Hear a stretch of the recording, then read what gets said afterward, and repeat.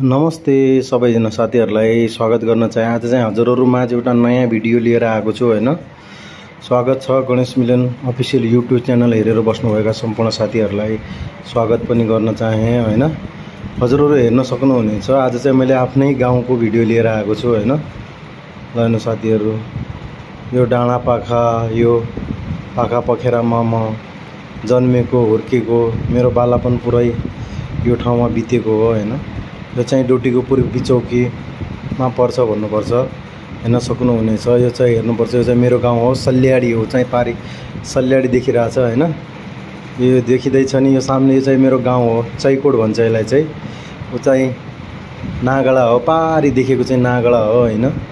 नागडा, धामीठाटा धेरै यस्तो ठाउँहरू छ त्यहाँ हैन। हजुरहरू पनि हेर्न सक्नुहुनेछ। यस्तै छ भन्नुपर्छ साथीहरू। मेरो गाउँ चाहिँ दामी छ है, चैकोट मिसु जन्मभूमि पनि भन्न चाहे।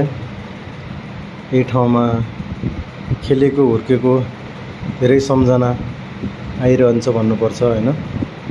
यस्तै छ गाउँको गाउँले जीवन भन्न चाहे साथीहरूलाई हैन। एकदमै डाँडा पाखा चारैतिर एकदम रमाइलो छ के मेरो गाउँ चाहिँ। हजुरहरूलाई कस्तो लाग्छ कमेन्ट गर्नु होला पनि भन्न चाहे। आजभोलि यो गाउँको सिजन हैन, गाउँ पनि पाकिरहेको अवस्था छ हैन गाउँतिर। हजुरहरू हेरेर इन्जोय गर्नु होला पनि भन्न चाहे हैन। गाउँ पाक्दै छ, फुल्दै छ, यस्तै सिजन छ हैन। वसन्त ऋतु जस्तै हैन, जङ्गलतिर गुराउँसी फुलहरू फुलिरहेको अवस्था।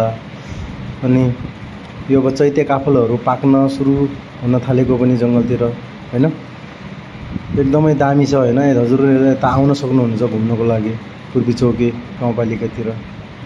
एकदमै रमणीय ठाउँ छ हैन, आउनु होला पनि भन्न चाहे साथीहरू हैन। यो चाहिँ पारी देखिँदैछ हैन। यो चाहिँ कुनै घाँसको रुख हो, यसलाई चाहिँ काटेर त्यतिकै छ हैन।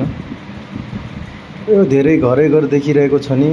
यो चाहिँ पारी धानुकाडा हो हैन। यो चाहिँ धानुकाडा हो, मेरो घरबाट पारी धानुकाडा हो। यो पनि दामी एकदमै रमाइलो बस्ती छ भन्नुपर्छ। ल हेर्नुहोस्।